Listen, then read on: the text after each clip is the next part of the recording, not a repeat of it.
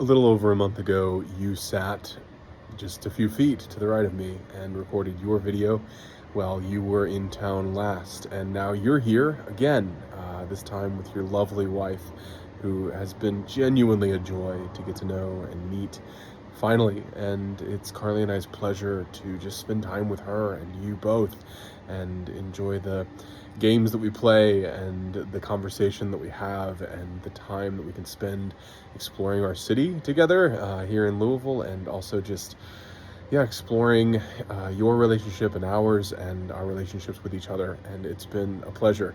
And so it's wonderful that, the last time you were here, you sat a few feet away making that video and you were without her, and now you're with her. And I can see genuinely how much joy she brings to your life, and she's bringing joy to ours now too, and that's wonderful.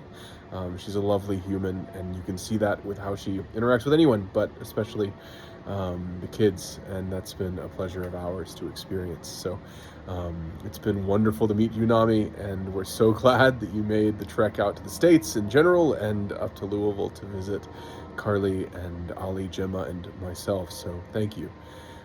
Additionally, just what a privilege it is to have you guys out here and to beat you at Kemp's. So we'll keep that on the record.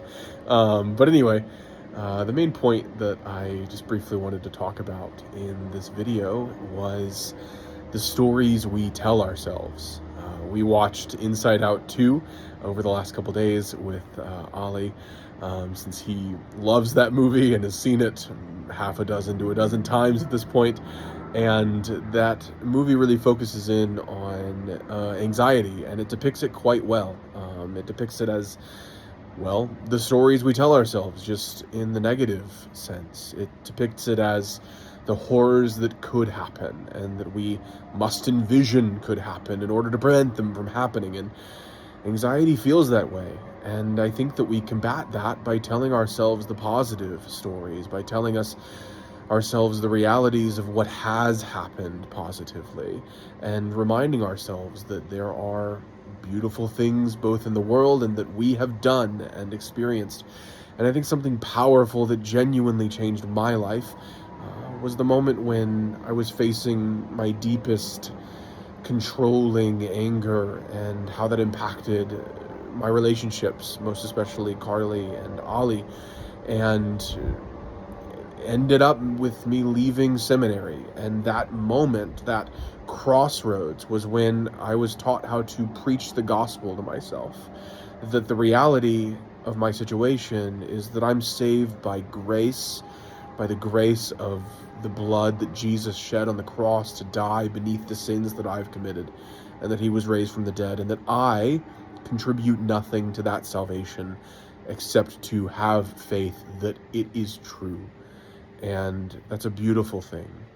And reminding myself of that, preaching that gospel to myself, is the only means by which I was able to escape that sin, to have power over that sin, to move forward and grow as a human. And so the stories that we tell ourselves deeply matter. They make a difference into how we live our everyday lives. And anxiety, in the stories we tell ourselves in that regard, can constrict us. Whereas if we remind ourselves of the beauties and realities of Christ and of what he has then enabled us to do, we can grow. And great to have you here. Love you, Ryan.